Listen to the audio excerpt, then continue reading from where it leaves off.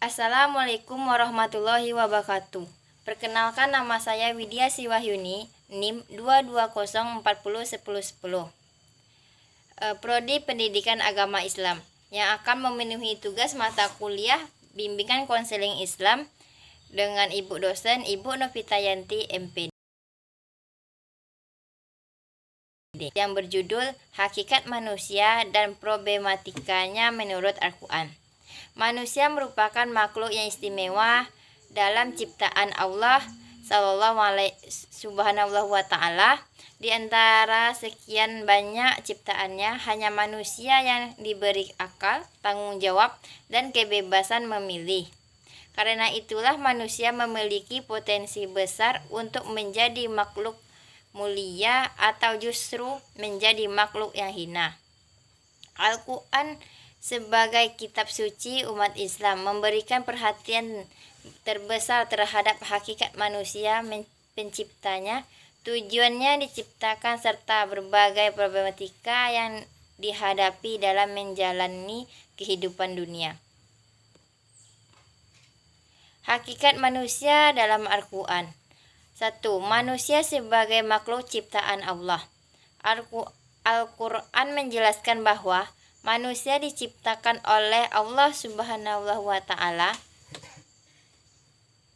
dari tanah liat dan air, yang kemudian ditiupkan ruh darinya dalam surat Al-Hijr ayat 29, 28 dan 29, yang artinya,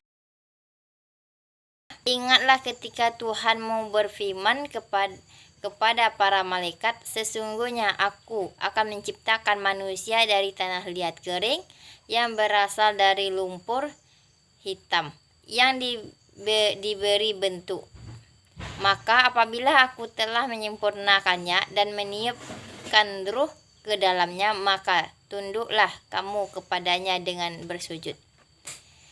Ayat ini menegaskan bahwa manusia merupakan makhluk jasmani rohani.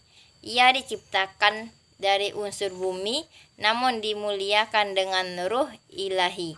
Ini menunjukkan bahwa manusia memiliki kedudukan yang istimewa di antara makhluk lain karena ia membawa unsur langit, ruh dalam dirinya. 2. Manusia sebagai hakikat manusia yang sangat fundamental dalam Al-Quran adalah peran sebagai khalifah atau wakil Allah di bumi. Surat Al-Baqarah ayat 30 menyatakan, yang artinya, sesungguhnya aku hendak menjadikan seseorang khalifah di bumi. Sebagai khalifah, manusia diberi amanah untuk memakmurkan bumi, menegakkan keadilan, dan menjaga keseimbangan kehidupan. Namun, amanah ini juga menuntut tanggung jawab moral dan spiritual yang tinggi, karena manusia akan diminta pertanggungjawaban atas segala perbuatannya. 3. Manusia sebagai makhluk yang dimuliakan. Al-Quran menyebutkan bahwa manusia telah dimuliakan oleh Allah dibandingkan makhluk lain,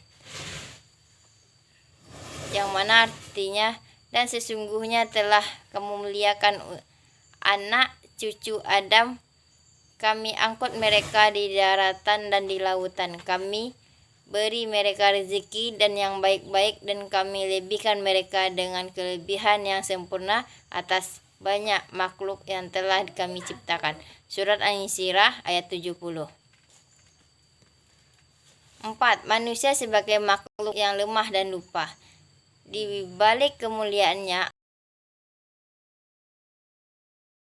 makhluk yang memiliki kelemahan, manusia tersebut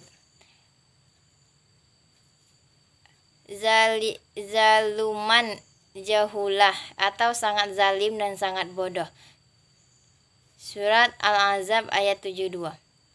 Aujulah atau terburu-buru dalam surat Al-Insyirah ayat 11. Kanut, ingkar kepada nikmat dalam surat Al-Adiyat ayat 6. Halu atau berkeluh kesah, surat Al-Ma'arij ayat 19. Karakteristik negatif ini menggambarkan problem internal manusia yang harus dikendalikan agar ia tidak tersesat dari jalan kebenaran. Al-Quran memberikan solusi untuk mengatasi kelemahan-kelemahan tersebut melalui keimanan, amal saleh, sabar, dan tawakal. Problematika kehidupan manusia menurut Al-Quran. 1. Pertarungan antara hawa nafsu dan akal. 2. Kecenderungan melampaui batas. 3. Ujian harta dan kekuasaan. 4. Kebebasan memilih dan ketakutan dan kesedihan. Solusi Al-Quran terhadap problematika manusia. 1. Iman dan takwa. 2. Zikir dan doa. 3. Tarbiyah dan taziyah. 4. Syariat dan etika Islam. 5. Teladan Nabi dan orang saleh. Hakikat manusia menurut Al-Quran adalah makhluk ciptaan Allah yang bersifat jasmani dan rohani, diberi amanah sebagai khalifah, dimuliakan, namun juga memiliki potensi kelemahan dan penyimpangan. Al-Quran menyoroti berbagai problematika manusia mulai dari hawa nafsu, kesombongan, hingga ketergantungan pada dunia. Baik, hanya itu dapat saya sampaikan. Saya akhiri dengan Assalamualaikum warahmatullahi wabarakatuh.